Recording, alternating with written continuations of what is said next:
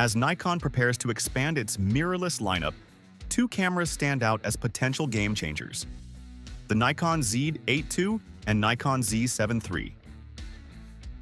Both models promise to refine their predecessors' strengths while addressing lingering weaknesses, but their target audiences diverge sharply. Let's understand what sets these cameras apart and whether either or both deserve a spot in your gear bag: Nikon Z8 II or Nikon Z7 III.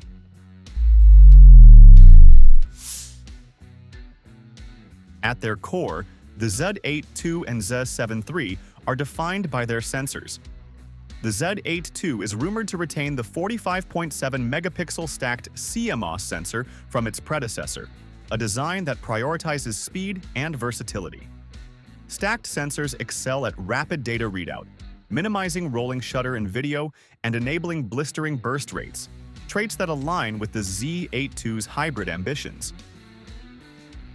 Early leaks suggest this sensor will pair with Nikon's X-Speed 7 processor, the same chip powering the flagship Z9, to deliver cleaner, high ISO performance and improved dynamic range. For hybrid shooters juggling fast-paced action and low-light scenarios, this combination will likely strike a pragmatic balance. In contrast, the Z7 III reportedly adopts a 60-megapixel partially stacked BSI CMOS sensor, a first for the Z7 series. While falling short of the fully stacked design in the Z8 II, this sensor aims to bridge resolution and speed. The jump from 45.7 megapixels to 60 megapixels caters to landscape, studio, and architectural photographers who demand intricate detail, while the partial stacking mitigates rolling shutter. A weakness of the Z7 II. Nikon claims a 14-stop dynamic range at base ISO, which could empower shooters to recover shadows and highlights with minimal noise. Autofocus systems often make or break a camera's appeal, and both models aim to close the gap with rivals like Sony and Canon. The Z8 II is expected to inherit the Z9's AI-driven autofocus algorithms, enhancing its existing 493-point phase detection system. Rumors point to a new 3D Tracking Plus mode that predicts subject movement more accurately, even in cluttered environments. Think a bird weaving through branches or a dancer mid-performance.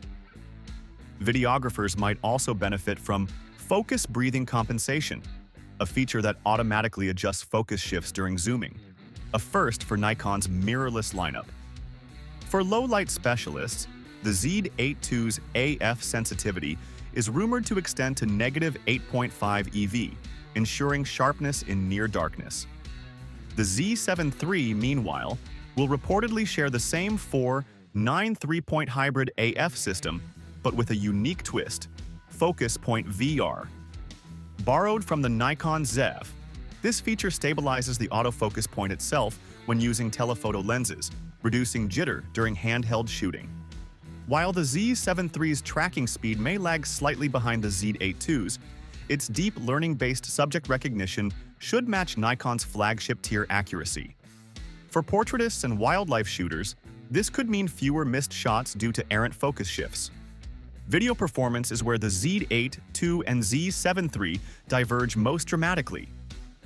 The Z8 II is poised to be Nikon's most video-capable stills camera yet, with rumors of 8K/60p internal recording in 12-bit NRAW and ProRes RAW HQ, features previously reserved for cinema cameras like the Nikon Red Komodo. This would allow filmmakers to capture ultra-high-resolution footage with rich grading flexibility. To address the overheating issues that plagued the original Z8, Nikon is expected to integrate the Z9's graphene-based cooling system, enabling unlimited 8K recording. The camera might also offer oversampled 4K 120p video from the 8K sensor, delivering silky slow-motion clips without aliasing. The Z7 III, by contrast, takes a restrained approach. It's rumored to skip 8K entirely, focusing instead on 6K 30p and 4K 120p, using the full sensor width. Internal 12-bit RAW recording will likely be supported, but the absence of 8K could disappoint spec chasers. However, this strategy avoids the thermal challenges of higher resolutions, making the Z7 III a safer bet for hybrid shooters who prioritize reliability. The partially stacked sensor should also reduce rolling shutter, a persistent issue in the Z7 II. For indie filmmakers or content creators needing cinematic 8K, the Z8 II is the clear choice. The Z7 III, however, appeals to photographers who dabble in video but don't want to compromise on portability or battery life. Nikon's design philosophy for these cameras reflects their distinct roles.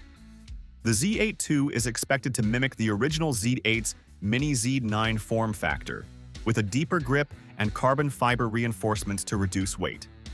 Leaks suggest a 5.76 million EVF and a brighter 3.6 million tilting touchscreen for outdoor use.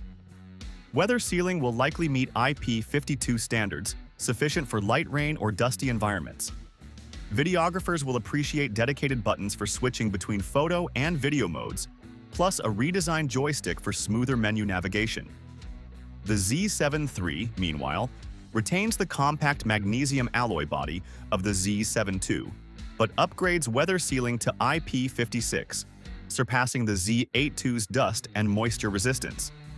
It's a 3.2-inch 4-axis tilting screen and 5.76 million EVF mirror, the Z8 II's specs.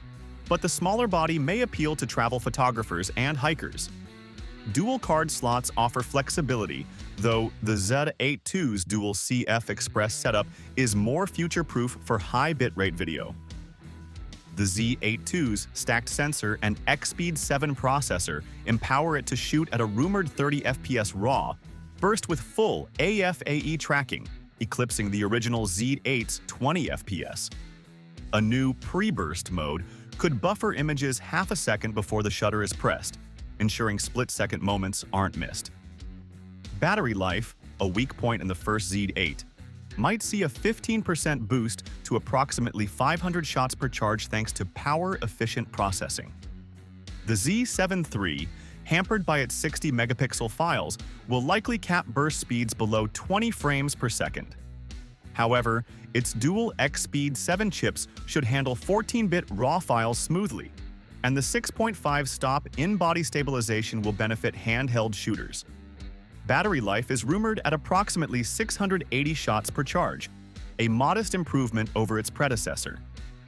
With an expected price tag of $4,500, the Z8 II positions itself as a cost-effective alternative to the $5,500 Nikon Z9. It undercuts Canon's EOS R5 and Sony's A7 R5 in hybrid features but costs more than both. The Z7 III, meanwhile, is rumored to start at $3,499, $1,000 less than the Z8 II, but $500 more than the Z7 II's launch price. This places it in direct competition with the Sony A7 R5 and Canon EOS R5, though its 60-megapixel sensor offers a resolution advantage. Choose the Nikon Z8 II if you're a hybrid creator needing 8K video, pro-level AF, and unlimited recording. Sports, wildlife, and indie filmmakers will benefit most. But if you prioritize high-resolution stills, travel-friendly design, and occasional video, ideal for landscapes, portraits, and studio work, choose the Nikon Z7. Neither camera is better universally, but both push the boundaries of their respective niches. Your choice hinges on whether your work demands pixel-perfect detail or cinematic versatility, and how much you're willing to invest in getting it. What do you think? Share your thoughts in the comments. Thanks for watching.